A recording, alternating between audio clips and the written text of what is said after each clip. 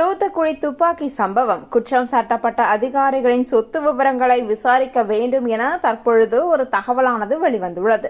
தூத்துக்குடி துப்பாக்கி சூடு சம்பவம் தொடர்பான சிபிஐ விசாரணை குறித்து கண்டனம் தெரிவித்த சென்னை உயர்நீதிமன்றம் நீதிபதி அருணா ஜெகதீசன் ஆணையத்தால் குற்றம் சாட்டப்பட்ட காவல்துறையினர் உள்ளிட்ட அதிகாரிகளின் சொத்து விவரங்கள் விசாரிக்க வேண்டும் என தமிழக லஞ்ச ஒழிப்புத்துறைக்கு சென்னை உயர்நீதிமன்றம் உத்தரவிட்டுள்ளது.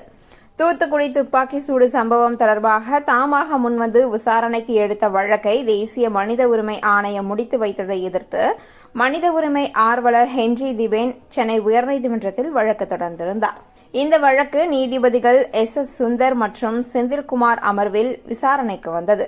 அப்பொழுது சிபிஐயின் விசாரணை குறித்து அதிருப்தி தெரிவித்த நீதிபதிகள் துப்பாக்கி சூடு சம்பவத்தை நியாயமாக விசாரிக்கவில்லை என்றும் அதிகாரிகள் தவறிழைக்கவில்லை என எப்படி அறிக்கை அளிக்க முடியும் என்றும் சிபிஐக்கு கேள்வி எழுப்பினர்.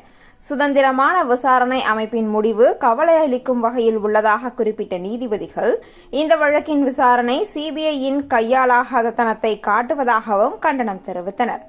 நீதிபதி அருணா ஜெகதீசன் ஆணைய விசாரணையில் குற்றம் சாட்டப்பட்டுள்ள காவல்துறை மற்றும் அரசு அதிகாரிகள் அவர்களின் உறவினர்கள் பெயர்களில் உள்ள சொத்து விவரங்களை சேகரித்து 2 வாரங்களில் அறிக்கையாக தாக்கல் செய்ய வேண்டும் என்று தமிழக லஞ்ச ஒழிப்புத்துறைக்கு நீதிபதிகள் உத்தரவிட்டுள்ளனர்.